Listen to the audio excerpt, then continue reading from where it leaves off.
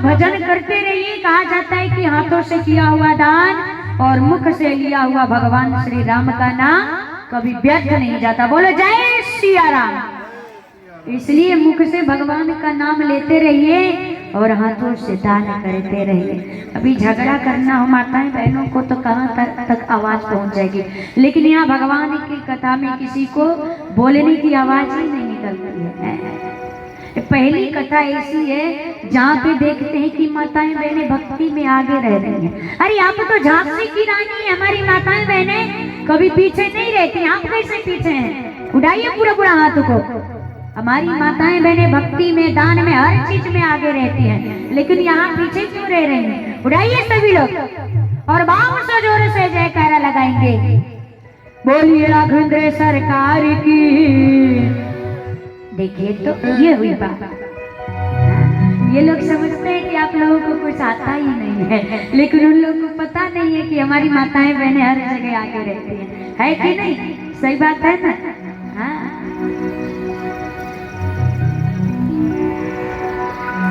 मैया ने प्रश्न पूछा, बाबा मंगलाचरण किए, बंदव बाल रूप सोई रामो, सब सिद्धि सुलभ जबत जिसु नामो। बाबा ने कहा कि हे देवी, मैं कितना सौभाग्यशाली हूँ कि तुम्हारी जैसी अर्धांगिनी मिली है। आज तुमने जो उपकार किया है ऐसा उपकार किसी ने नहीं किया है। मैया ने कहा कि मैं कौन सा उपकार करती हूँ प्रभु? भगवान ने कहा कि पूछे हूँ रघुपति कथा प्रसंग, सकल लोक जग पावनी गंगा। आपने कथा गंगा पूछी है, धन्य है देवी। और आज मैं भी धन्य हूँ। धन्य धन्य गिरिराज कुमारी, तुम समान नहीं को उपकारी। तुम्हारे समान किसी ने आज तक उपकार नहीं किया। आज मैं धन्य हो गया तुम्हारी जैसी अर्धांगिनी पा करके। आपने जिस गंगा का प्रवाह कराया है, एक गंगा तो मेरे जटाओं से निकल करके धरातल पे आई है। किसने कराया? भगीरथ जी ने। भगीरथ जी ने कराया है, जटाओं से निकली है। वो गंगा गौमुख से लेकर के गंगा सागर तक गई है। महाराष्ट्र में खोजेंगे, मध्य प्रदेश में खोजेंगे तो मिलने वाली नहीं है। लेकिन आपने जिस गंगा का प्रवाह करवाया है, क्या बात है, जिस गंगा का प्रवाह कराया है, इस कथा गंगा का प्रवाह मेरे जिह्वा से आपने करवाया है।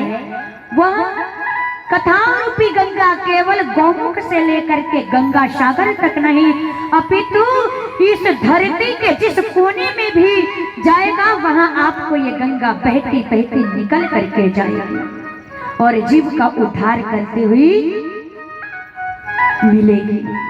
हर जगह जहां भी खोजेंगे ये कथा गंगा मिलेगी।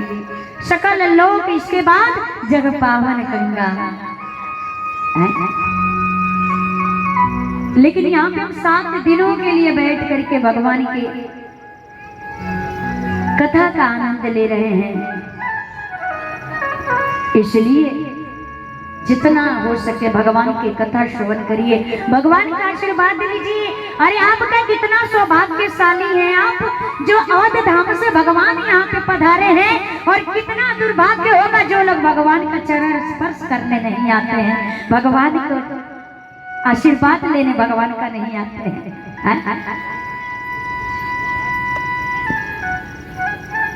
आपका भाग्य बदल जाएगा यदि एक बार मेरे ठाकुर के चरणों का स्पर्श हो जाएगा। जन्म जन्मांतर का भाग्य उदय होता है तो राम कथा रूपी सत्संग में बैठने का अवसर प्राप्त होता है। केवल सत्संग नाम पड़ जाने से कानों में जीव का उद्धार हो जाता है। बाबा कहते हैं कि देवी, जो भगवान की कथा, जिन हरि कथा सुनी नहीं काना, श्रवण रंत अहिभवन समाना, जो मनुष्य तन पाने के बाद भी जिनके कानों में ये कथा नहीं गई है ना, वो कान नहीं, उसका सर्प का दिल है। सावधान, कभी भी डर सकता है। और जो आंखें भगवान का दर्शन नहीं किया हो आकर के सामने से, उसका आंख नहीं, जो मोर के पंख पे आंख बना हुआ होता है, देखे है ना शो पीस में, वो किसी काम का नहीं होता है। वो मोर के पंख पे बनाए हुए आंख के समान आपका आंख है। और जिसका हृदय ये राम कथा सुन करके पवित्र नहीं हुआ, समझो कि वो हृदय नहीं, वो वज्र है। और जिनकी जिह्वा, जिनका ये मस्तक भगवान के चरणों में नहीं झुका, समझो कि वो सिर नहीं, वो मस्तक नहीं। कड़वी लौकी जानते हैं ना, वो न खाने में काम आता है न रखने में काम आता है, किसी काम का नहीं होता है, वो कड़वी लौकी के समान है। यदि किसी संत, किसी भगवान, किसी ब्राह्मण के चरणों में यदि आपका सिर नहीं झुके तो किसी काम का नहीं है।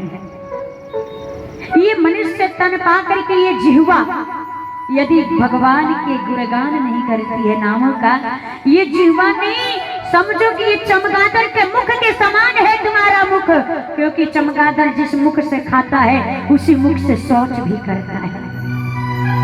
ये हम नहीं कह रहे हैं, ये भगवान भोलेनाथ कह रहे हैं। इसलिए भगवान के नामों का सुमिरन करिए।